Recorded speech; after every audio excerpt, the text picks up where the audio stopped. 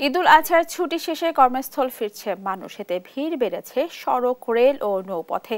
এ বিষয়ে জানাতে সিরাজগঞ্জ ও চাঁদপুর থেকে সরাসরি যুক্ত হচ্ছেন সহকর্মী শুভ কুমার ঘোষ ও শরীফ আহমেদ। শুরুতে যাচ্ছে সিরাজগঞ্জে, যুক্ত হব শুভর সাথে। শুভ, যেমনটি বলছিলাম, অনেক যাত্রীরা এখন ঈদ শেষ করে কর্মস্থলে ফিরছে। যাত্রীর চাপ কেমন দেখছেন আর সার্বিক চিত্র আমাদেরকে বিস্তারিত জানাবেন। স্নেহা, আসলে প্রিয়জনদের সঙ্গে ঈদ আনন্দ ভাগাভাগি করে এবার কর্মস্থলে ফিরতে শুরু করেছে মানুষ। এর প্রেক্ষিতে এই সিরাজগঞ্জের মহাসড়কে কিন্তু যানবাহনের সংখ্যা বাড়ছে। যেহেতু এটা উত্তরবঙ্গের প্রবেশদ্বার, 22 জেলার যানবাহনগুলো এই দিক দিয়ে চলাচল করে, ফলে উত্তর পশ্চিমাঞ্চলের মানুষগুলো কিন্তু এই মহাসড়ক দিয়ে আবার কর্মস্থলে ফিরছেন। তবে এখনো পূর্ণ ঈদ যাত্রা কিন্তু শুরু হয়নি। সংশ্লিষ্টরা বলছেন যে আগামীকাল থেকে হয়তো পূর্ণ ঈদ যাত্রাটা শুরু হবে, তখন যানবাহনের চাপ আরো বাড়বে। তবে এখন খুব বেশি যানবাহনের চাপ না থাকলে মহাসড়কে যথেষ্ট যানবাহনের উপস্থিতি রয়েছে, কারণ গত 2 দিন কিন্তু এই সিরাজগঞ্জের মহাসড়কে অনেকটাই ফাঁকাই ছিল, যানবাহনের খুব বেশি সংখ্যা ছিল না। তবে আজকে সকাল থেকে যানবাহনের সংখ্যা বাড়তে শুরু করেছে এবং ঈদ পরবর্তী যাত্রাও কিন্তু নির্বিঘ্ন হবে এমনটাই প্রত্যাশা করছেন সবাই। এবং সেই ঈদ পরবর্তী যাত্রা নির্বিঘ্ন করতে সব ধরনের প্রস্তুতিও কিন্তু হাইওয়ে পুলিশ এখনো রয়েছেন। তারা কিন্তু এখনো মাঠে আছেন, তারা বলছেন যে যেটুকু প্রস্তুতি দরকার সেটুকু সম্পন্ন করে তারা ঈদ পরবর্তী যাত্রাটাও সুন্দর করবেন। আমরা একটু এই বিষয়গুলো নিয়ে একটু কথা বলবো হাটিকুমরুল গোলচত্বর এলাকায় দায়িত্বে থাকা সার্জেন্ট ইমরুল কায়েসের সঙ্গে। এখন মহাসড়কে যানবাহনের চাপ কেমন আছে এবং ঈদ পরবর্তী যাত্রা নির্বিঘ্ন করতে আপনারা কতটুকু প্রস্তুত আছেন? সালামু আলাইকুম, আমি সার্জেন্ট ইমরুল আছি বগুড়া হাইওয়ে রিজিয়নের পক্ষ থেকে। আছি বর্তমানে হাটিকুমরুল গোল চত্বর এলাকায়। তো এখানে ঈদের পরবর্তীতে গাড়ির তেমন একটা চাপ নাই। আমরা আশা করতেছি যে কালকে কিংবা পরশু দিনে চাপটা বাড়বে।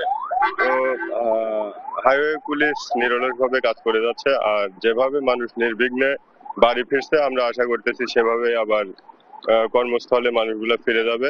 হাইওয়ে পুলিশ এভাবে নিরলসভাবে কাজ করে যাবে, এটাই আমরা আশা করতেছি। ধন্যবাদ আপনাকে। স্নেহা, সিরাজগঞ্জ মহাসড়কে কিন্তু যে গণপরিবহন আছে, দূরপাল্লার যানবাহনের সঙ্গে কিন্তু পাল্লা দিয়ে আসলে চলছে 3 চাকার যান। এই 3 চাকার সিএনজি চালিত অটোরিকশা সহ বিভিন্ন প্রকার 3 চাকার যান কিন্তু এই সড়কে প্রতিবন্ধকতা সৃষ্টি বা দুর্ঘটনা ঘটাতে পারে এমন কিন্তু আশঙ্কা করা হচ্ছে। গতকালকেও কিন্তু একটি বেপরোয়া সিএনজি চালিত অটোরিকশা ট্রাকের পিছনে কিন্তু দ্রুত গতিতে ধাক্কা দিয়ে কিন্তু 2 জনের মৃত্যুও হয়েছে। তো এই বিষয়গুলো মাথায় রাখার কিন্তু আহ্বান জানিয়েছেন সংশ্লিষ্টরা। আসলে এই ছিল সিরাজগঞ্জ থেকে আমার কাছে মহাসড়কের সর্বশেষ। এই বিষয়ে ঈদ পরবর্তী যাত্রার আরো বিস্তারিত জানাতে আমাদের সঙ্গে চাঁদপুর থেকে যুক্ত আছেন সহকর্মী শরীফ। শরীফ, আপনি একটু জানাবেন যে চাঁদপুরে ঈদ পরবর্তী যাত্রায় মহাসড়ক সহ কি অবস্থা রয়েছে?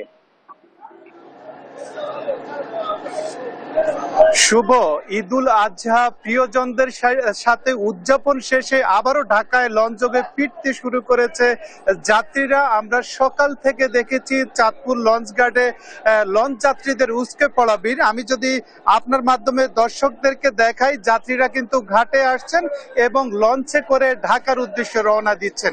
এই পর্যন্ত সকাল থেকে এখন পর্যন্ত প্রায় ছোট বড় 24টি লঞ্চ কিন্তু ঢাকার উদ্দেশ্যে ছেড়ে গেছে।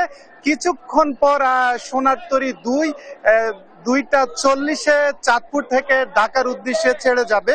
আমি দেখেছি সকাল থেকে বিভিন্ন এলাকা থেকে যাত্রীরা কিন্তু ঘাটে আসছেন এবং ঢাকার উদ্দেশ্যে যাচ্ছেন। আমি যাত্রীদের সাথে কথা বলেছি, তারা বলছেন যে লঞ্চযোগে যাত্রা আরামদায়ক হওয়ায় তারা কিন্তু লঞ্চযোগে ঢাকায় যাচ্ছেন।